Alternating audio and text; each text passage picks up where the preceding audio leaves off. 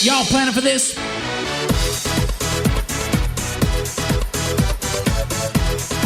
Hello, everyone, and welcome to another episode of the Perfect RIA Podcast. I am your host, Matthew Jarvis, and for this episode, I have ditched Micah Shalansky. I've had enough of Micah and his antics, and today joining me is Dustin Frost, president and co-founder of Attentus Technologies. Attentus is what's known as a managed service provider, or MSP, or in my office, it's who we call whenever there's a computer problem. Dustin's company does the tech support for Jarvis Financial. For my company, does it for the Perfect RIA and for retirement tax services. And so we're excited to have Dustin on the show today to talk about some of the things that we all can do as advisors to make sure that we're not the next headline of an advisor's office that's been hacked and the money's been wired to wherever they wire money and fraud. So Dustin, welcome to the podcast. Thank you, Matt. I appreciate it. Today, I think what we wanted to talk about was what financial advisors or companies out there, what they should consider when hiring a managed services company. Today, I think like the three big things that I would like to address are, operational maturity, the people in the organization, and the price. So those are the three things I think when you look at an IT services company, what you would tend to, consider when you hire them. For sure. I'll take half a step back. For a lot of us as financial advisors, usually we're an office of one or two or three or five, and oftentimes the advisor is the tech support. So something stops working and then you're trying to go online to try to Google the answer and it's frustrating and it doesn't work. And then Dustin will come and look and say, not only is it not working, it's not secure and you're missing these things. And so in my mind, and Dustin, feel free to push back on this, on my mind, it's borderline reckless to not have an MSP of some kind. Maybe your broker dealer does it, maybe your home office does it. But if not, somebody needs to be babysitting your computers to keep them safe. And then just to keep you out of it, like it's not good use for your time as an advisor to be in there trying to figure out these settings. Yeah. And I think that, when you look at IT providers out there, you have everything from the professional services company to the guy who has a few employees that runs his business out of a van. Yeah. And so you got to, look at operational maturity. And I think a big part of what you should ask IT providers when you're interviewing them to see if they're a good fit for your organization is just the age of the organization. How long have they been in business? Yeah. How long have they been around? We've been in business for almost 20 years. And I'd have to tell you, we didn't develop all of these best practices and processes overnight. They've taken years and years and years to develop. And I think that's a big part of operational maturity.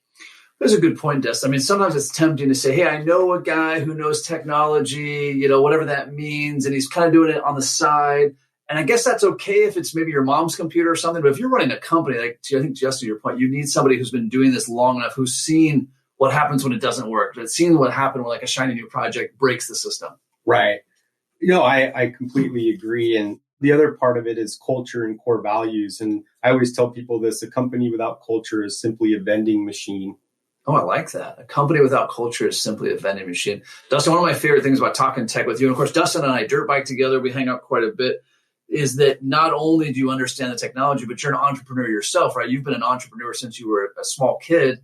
It's like you get both sides of it. You get like, hey, the technology's got to work, but it's also got to work in the context of your company, of your culture, everything. Right. Yeah. And I think what drives our culture is our core values. And that's another pillar in my mind about operational maturity would be to ask the IT company about their core values. Like for us, our core values drive our decision-making process. Yeah. So one of our biggest core values in Attentus Technologies is building trusted relationships. And so, when you hire an IT company, it's a very intimate relationship. We have access to everything. And so, we don't want to be transactional. We look for people, we're people, we're just like you. And, you have to have respect for the people who are helping you, even if it's a help desk team or, all the way up to your virtual CIO. And so when something to look for, I think it's super important is the core values in an organization and how those show up. Because, if something goes wrong, we want to be able to talk with the organization and work through it and have that be driven by, for example, one of our core values is be easy to work with. I love that. We want to be easy to work with. Another one that we love is be the answer. you oftentimes you hear, the ISP, hey, the internet isn't working. Oh, it's the IT company's firewall or whatever. And then the IT company's like, no, it's the ISP. Well, the answer for us is we'll figure it out. We oftentimes fix routing issues for Comcast and big ISPs because we do the work. We roll our sleeves up. We never want to abandon our customers. So I really think that cultural perspective and the core values is really important when it comes to hiring and the operational maturity of an IT company. Dustin, it's interesting. You mentioned your core values, which I think is great for screening your IT company. But I talk about your core values all the time when I'm talking to other advisors and business owners, because you really, and correct me if I'm wrong here, you use your core values like when you're talking to your employees, like when you're educating your employees. Hey, does this make us easy to work with? Does this make us a trusted relationship? I always feel that a lot of companies have core values and they just go on the wall. Like it's just a plaque that no one looks like, right? Have integrity, be nice. But yours, like we're here in your office and it's on the wall. And I hear you talk to your employees and you're like, all right, are we the answer? Are we easy to work with? Are we building trust? So I love how you do that, even separate from that technology in your company. Yeah. And I mean, there's going to be tips that go on, with employees internally, of course, they communicate a different communication style. They're in a different department. One guy thinks the other guy should do it faster, quicker. And so when I handle those situations, I ask them, how does that line up with the core values? And if it doesn't, we need to, work really hard to make sure we're having the best interests of the organization and our customers. Yeah. And so that I think IT people in general have big egos, they're known as introverts, they're bad communicators. But I think what's interesting is in the modern day world, we all work with technology now. Yeah. So there's a big difference. And I think that we have to zoom out and look at that. But those core values, Matt, they really, really help us drive our decision process and make it a good work environment. Yeah. And I think as an end user, for me, that translates to when I call Attentus or call my IT company, are they like excited to hear from us? When I call your office, like, oh yeah, Matt, we'd love to fix it. I mean, normally it's a support ticket, but they get right back. Where I've worked with other ones and they're almost put out. It almost reminds me, remember that old SNL skit where like the company computer guy comes and he insults everybody. Yeah. For, like, I bet you're using AOL, Sometimes that's how it feels when you call other companies. And I just don't want to work with companies like that. Like if I'm paying somebody money and they feel put out to talk to me, that's not who I want to work with. So if you're talking to your MSP and they're like put out that you called them, I think you're at the wrong place. Right. Yeah. I mean, customer service. I mean, that's one of the reasons why I started the company. I had a bad experience with several other tech people in another company that I worked in as an entrepreneur.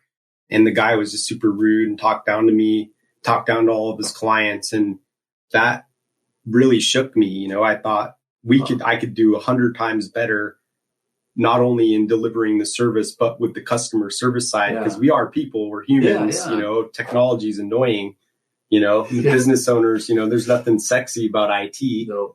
Business owners don't get up in the morning thinking about it unless it's broke. Yeah, no kidding. I love it. So we've got operational maturity. Right? How long have they been in business? We've got the culture, which again, for the end user, I think is kind of how do they respond when I have a question? How do you kind of sense their internal communication? Then Dustin, you said there was 3 parts. Yeah. So I'll touch a little more on operational maturity. And I think questions you should ask is what tools do they use? Sure. I think if you hire a guy to work on your house and he shows up in a broken down van with crappy tools, okay, the outcome might not be very good. Yeah. But if the Mack truck shows up and you got all the tools, and so, for the last 20 years, we have a tool stack, and I think when you buy managed services, you should learn about that. Like, what do I get with this? Do I get anti-spam, antivirus, anti-ransomware? Do I get anti-spam, anti-phishing? Dark web monitoring, what security comes along with it, all these things. So digging below the surface a little bit, a layer down, just to understand a little bit about the tools, the ticketing system, I think is super important. Yeah. So I think that wraps up operational maturity. Yep. And I'll leave you with one last thing. Please. The size of the company. So what you want to make sure is if there's multiple emergencies that are happening. So if an IT company has 100 clients, and 5 emergencies happen at the same time, if you're the small client, are you going to be the one that no one focuses on? Yeah. And that's going to happen, and so we, right now we're pushing almost 20 people, 20 on our team. Wow. Some are admins, but the majority of them are on the technical team. And so we're able to handle multiple emergencies at the same time. And I think that's important. You mentioned briefly the ticketing system. This is actually something I had to work with my team on at Jarvis Financial for a long time, because they would say, oh, well, the printer's not working or the email's not working. I'd say, well, have you called Attentus? Like, no, we haven't.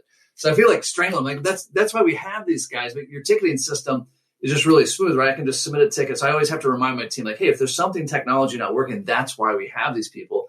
And before we worked with Attentus, that fell on my lap. Like, Matt, the printer's not working. And I'd like try to restart it or push some buttons and stuff. And it was just frustrating. And so to have an easy system that your team follows, like, all right, if the computers don't work the way we want them to, here's the option. So I love the idea of a ticketing system. Yeah. And this is funny too. I hear this a lot, and we actually dubbed this concept. It's called ticket tennis.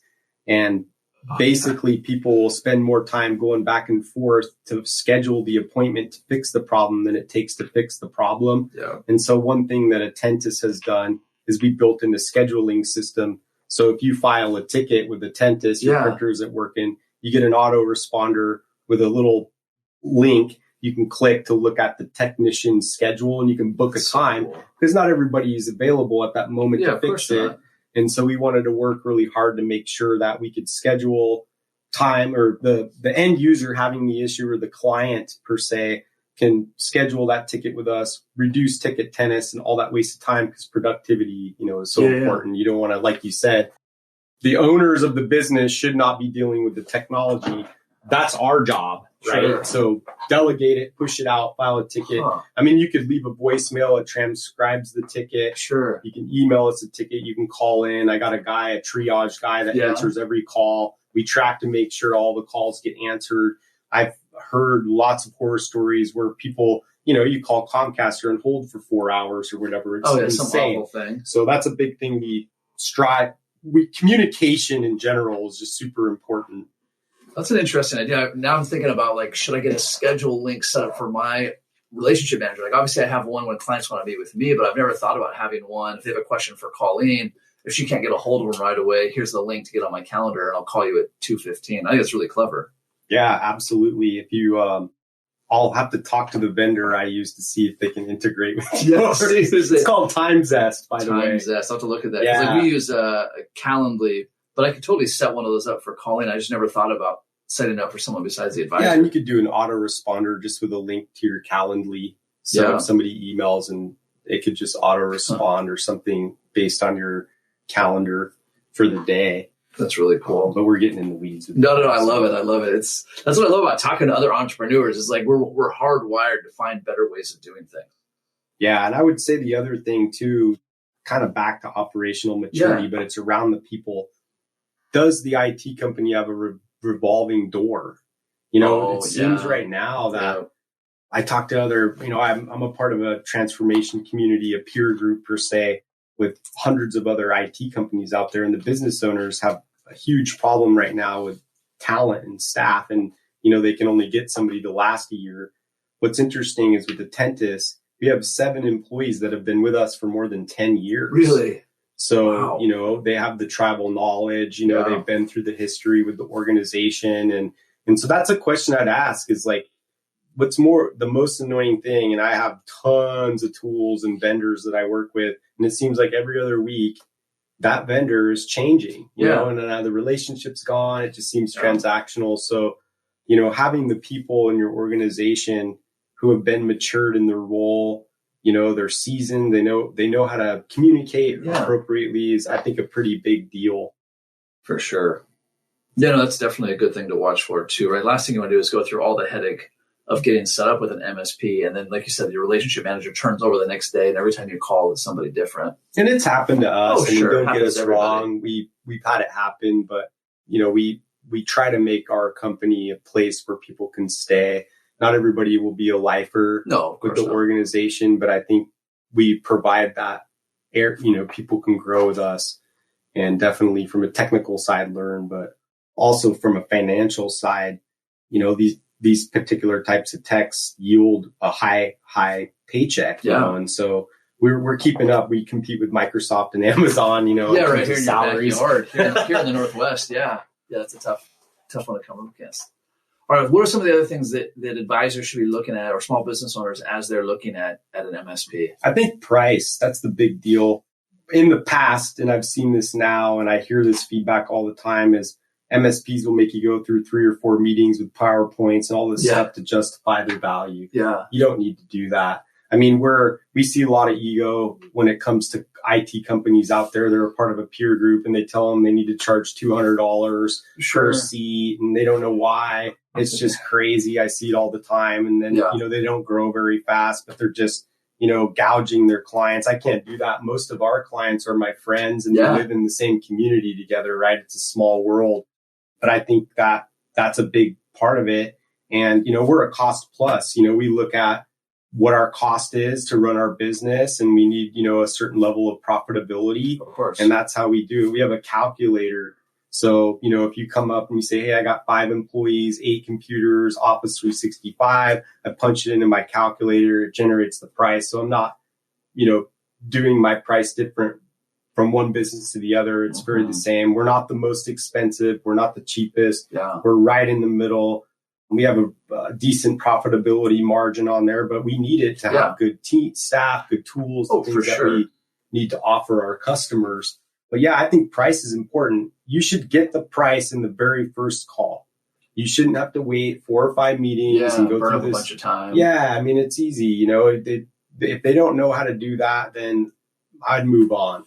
What are some of the things that drive the price? Like when you're doing your calculator, or when I'm a small business owner, like what are things that make the price higher? Obviously, number of people you have in your company, right? Yeah, that's a good question.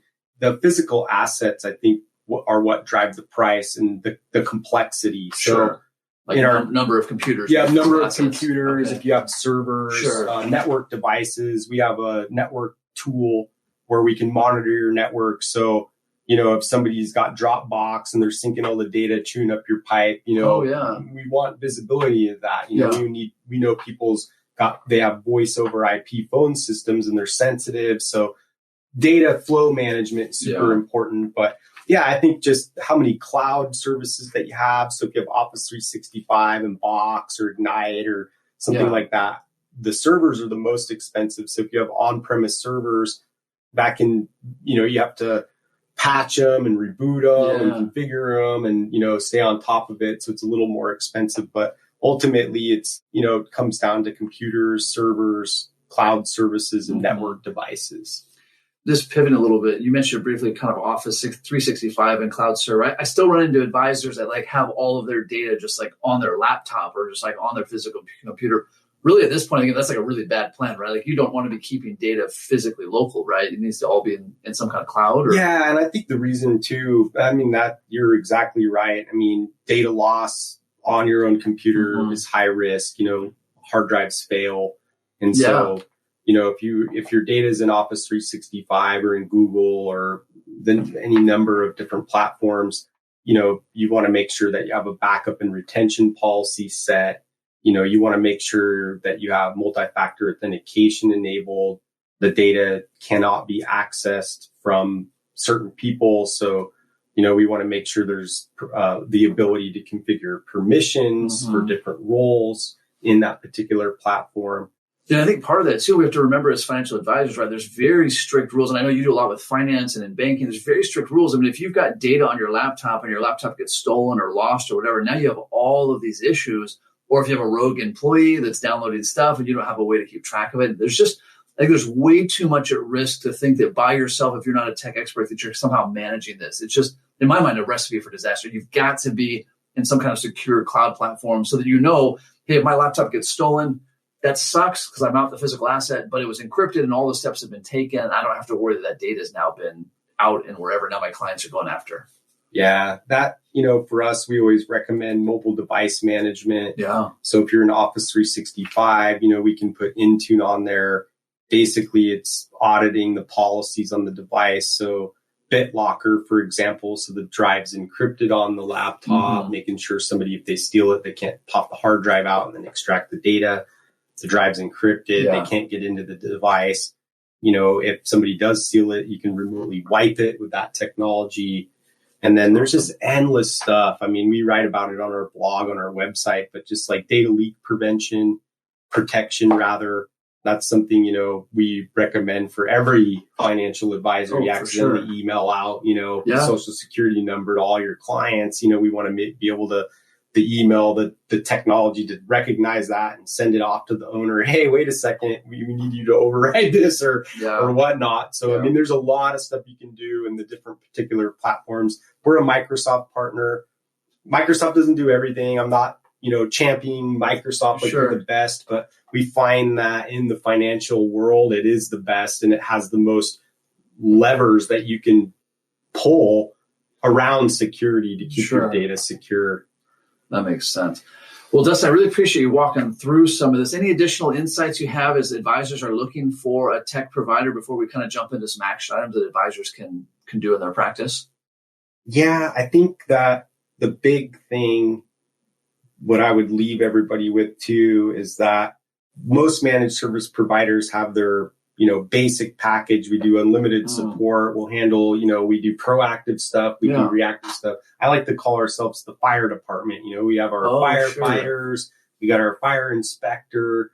We're doing all this stuff. We're auditing every month. We're looking at best practices and processes and things like that. But the big thing right now is around security, and not only as an MSP owner, we're fighting a war, right? There's hackers out there trying to hack us to get to you. Yeah. And so just heightened security, managed detection and response, vulnerability management. Those are kind of the two things right now that I think most businesses don't have that they should invest in. Yeah.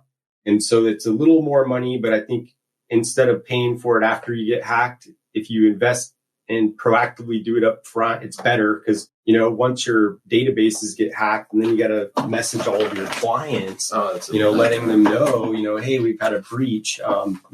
Most companies go out of business within a year after a major data breach. Really? Wow. So I'd leave you with that. I would say, talking to your MSP to say, okay, I get it. You got this out of the box package. It does all these things that, most of them have the antivirus, the anti-spam, all that stuff. But there's now another level where if you have managed detection and response, you actually have an organization, a third party filtering the logs and threat hunting. So if they see something weird on your computer, you have an expert that will go and investigate it to determine whether or not somebody is in there, not after the fact. Because there's this concept left of boom and right of boom. And the left of boom is like, okay, what are all the things that I can do to slow down a hacker? Yeah. Right of boom is, we've been hacked. What do we do? What happens? Wow. Right? So it's like this detection and response is going to help organizations catch a hacker, while they're doing the hacking. Wow. So it's pretty impressive. It's not that expensive either. You may add $30 a seat or something. So it could be expensive depending on the size of your organization, but I think it's dollars well spent. We use it. We have to. Oh, for sure. For sure. Well, Dustin, let's pivot to action items. And I think the first action item, especially for anybody listening that's kind of getting overwhelmed by the technology side, I think kind of a takeaway question is you need to be asking yourself or your broker dealer or your home office or whomever, who is actively making sure our computers are as safe as they possibly can be? And question number two, if our computers are breached, who's going to know that and who's going to respond to that? So if you wake up in the morning and you notice your computer's gone haywire and you're watching money get wired out of your bank account, who's going to fix that, right? So I think that's action item number one, is really knowing who's manning the defenses and who's going to go on offense if something happened. Dustin, other action items that you would recommend to people listening? Yeah, I would say that making sure you're running modern technology. If you're running old operating systems or old applications, those are likely to be exploited. Sure. So keeping things up to date, keeping things patched.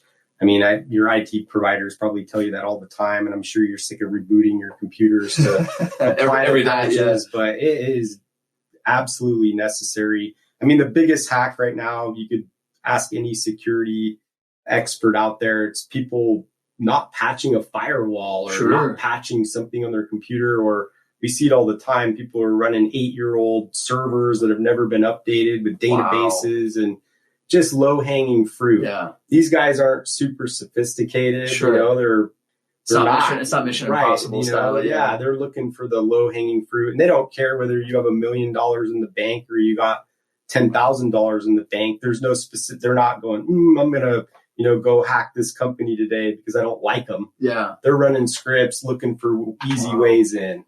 That's amazing.